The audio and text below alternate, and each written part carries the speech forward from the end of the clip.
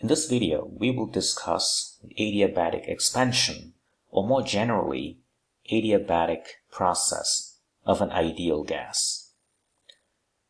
We will first introduce molar specific heats. There are two types of molar specific heats. One is the molar specific heat at constant pressure, and the other one is the molar specific heat at constant volume. Having defined these, we will proceed to define the adiabatic process, the mathematical definition of it. We will also represent the adiabatic process in a PV graph, that is, pressure-volume graph. Finally, we will solve a few problems based on these concepts. Let's first look at molar-specific heats. As we explained earlier, there are two types. The first one is molar-specific heat at constant volume. It is denoted with a C subscript V. The V denotes the constant volume process. The second one is the molar-specific heat at constant pressure. It is denoted with the letter C subscript P. The P here now defines or denotes the constant pressure process. Both these molar-specific heats are measured in the SI unit of joules per mole per Kelvin. So that is the SI unit for molar-specific heats. It will become clear in the definition soon. Let's assume you have a system and you pump in a certain amount of heat Q in it. Now let's assume that heat that goes inside the system changes the temperature of the system. So the change in temperature of the system is not zero, it's finite. However, there is no volume change of the system, so the change in volume is zero. In other words, this is a constant volume process. Now, the amount of heat that we pumped into the system can be expressed in terms of a molar specific heat at constant volume, namely C subscript V, in the following manner. It equals the number of moles. Say you have ideal gas in that system, so it is the number of moles of that ideal gas times the molar specific heat at constant volume and times the change in temperature that the system goes through. So the change in temperature in this case is defined as the final temperature of the system minus the initial temperature of the system. Now, since from the first law of thermodynamics we know the amount of heat that is transferred into the system equals the work done by the system plus the change in internal energy. And in this case, since the process is a constant volume process, there is no work being done. So by comparing this result to this result, immediately we conclude that the change in internal energy is quite simply NCV, the change in temperature, with the change in temperature defined in that manner. So from this equation, or that equation, it is clear that the unit for C sub V, the molar specific heat at constant volume, is quite simply joules, because that is the unit for heat or the change in internal energy, over moles, which is the number of moles of, let's say, an ideal gas in the system, over the change in temperature, which is defined in Kelvin. Now, let's look at a process at constant pressure. So now you pump in heat to this ideal gas system, and the amount of heat that you pump in is Q, let's say. So this is a constant pressure process, so there is no change in pressure. Now this is not a constant volume process, though there will be a change in volume, and there will be a change in temperature. So in this case, the amount of heat that goes inside is expressed in terms of molar specific heat at constant pressure, C sub P. And it is defined in the following way. Q equals the number of moles of an ideal gas in the system times the molar specific heat at constant pressure times the change in temperature of the system. So the change in temperature of the system is the final temperature minus the initial temperature. We note that since the change in volume is not zero and the change in temperature is not zero, meaning there is change in volume and there is change in temperature, From first law of thermodynamics, the Q above equals the work done by the system, W, plus the change in the internal energy of the system. So this W is related to the change in volume, and this change in internal energy is related to the change in temperature of the system. Here again, from the defining equation for C sub P, you note that the unit, the SI unit for C sub P, namely the molar specific heat at constant pressure, is again joules per mole per Kelvin.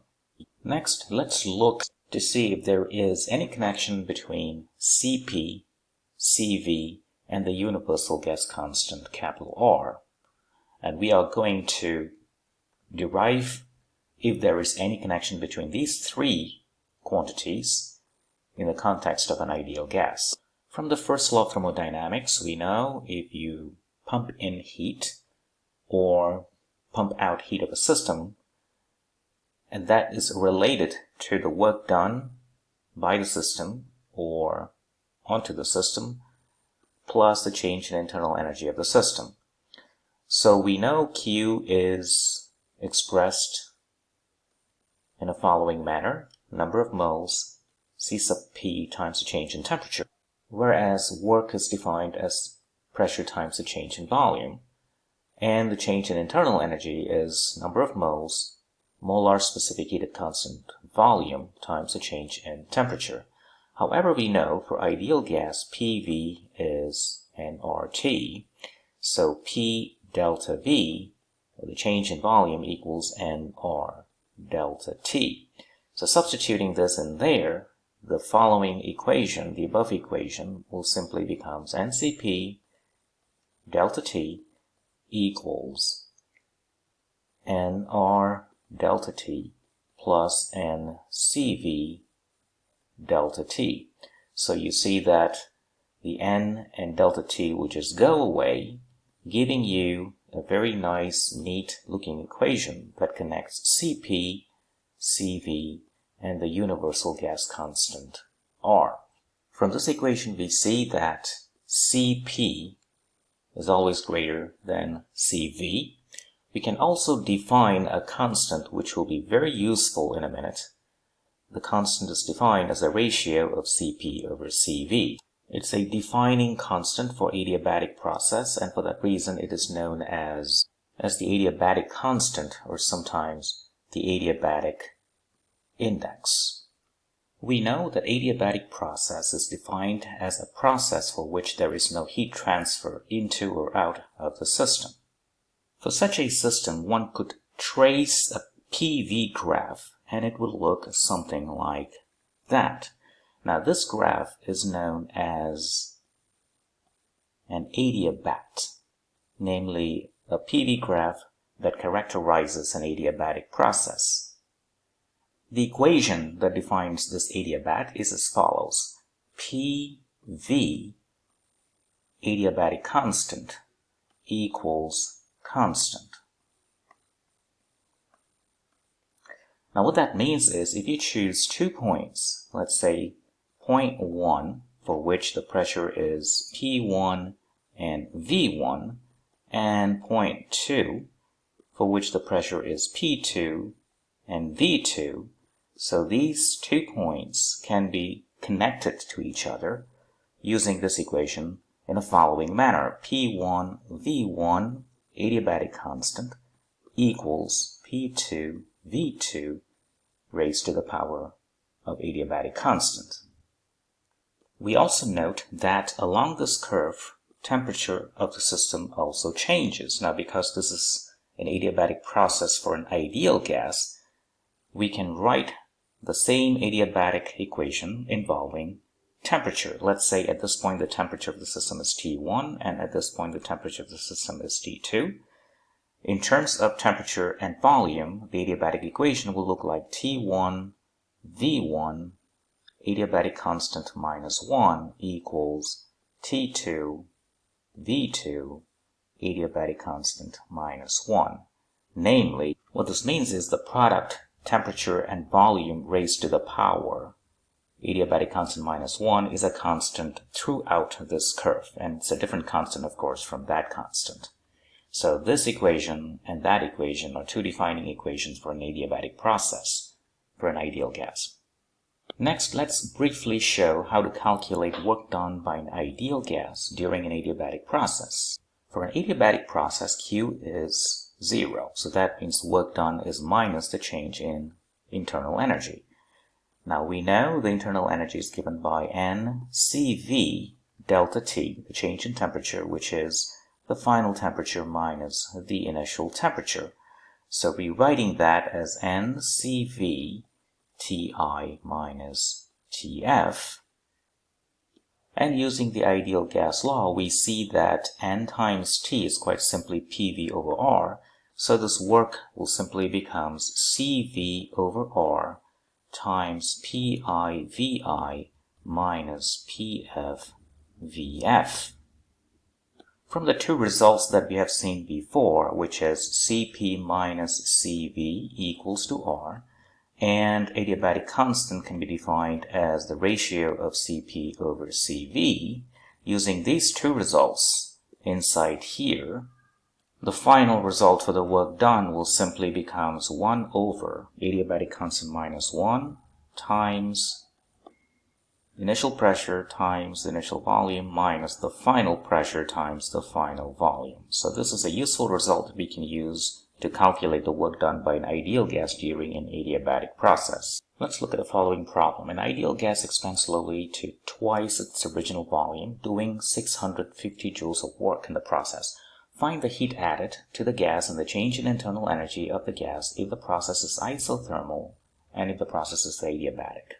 If the process is isothermal, the change in temperature is 0 Kelvin. So that means the change in internal energy, which is defined as NCV, change in temperature, is 0 joules.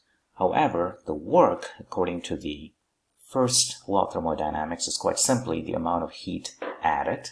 And we know what the work is 650 joules. So the amount of heat exchange or added to the gas is also 650 joules. So those are the answers for the isothermal process. For adiabatic process, the heat added is obviously 0 joules.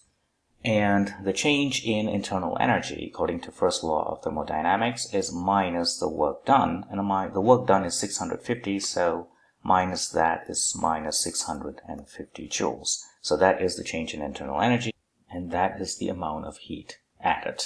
Problem 2. An ideal monoatomic gas expands from 400 to 1200 cubic cm. Its initial temperature is 330 Kelvin. Initial pressure is 6 atm. If the expansion is adiabatic, find the final pressure and also the work done by the gas. Now, the adiabatic constant is 5/3 for a monoatomic gas. We want to determine the final pressure, so the initial pressure is 6 atm, so that's 6. The initial volume is 400 cubic cm. The gamma, the adiabatic constant, is 5/3 equals Pf. The final volume is 1200. Gamma is 5/3, and then you can solve for the final pressure. The final pressure will turn out to be 0.9615 atm. So we don't have to change atm for the pressure to Pascal or cubic cm to cubic meter for volume because they involve common multipliers and they appear on both sides of the equation and they cancel out. So you can use atm for pressure and cubic cm for volume in this calculation.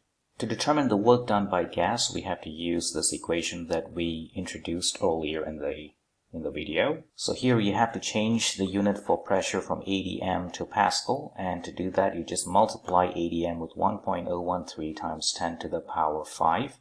For volume you have to change cubic cm to cubic meter, and to do that you have to multiply with 10 to the power minus 6.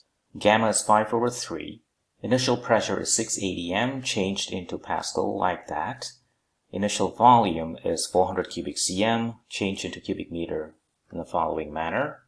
Final pressure is this and the final volume is that. So putting everything together in this equation will give you the work done. And the calculation will give you 189 joules for the work. And that solves the problem. Thanks for watching.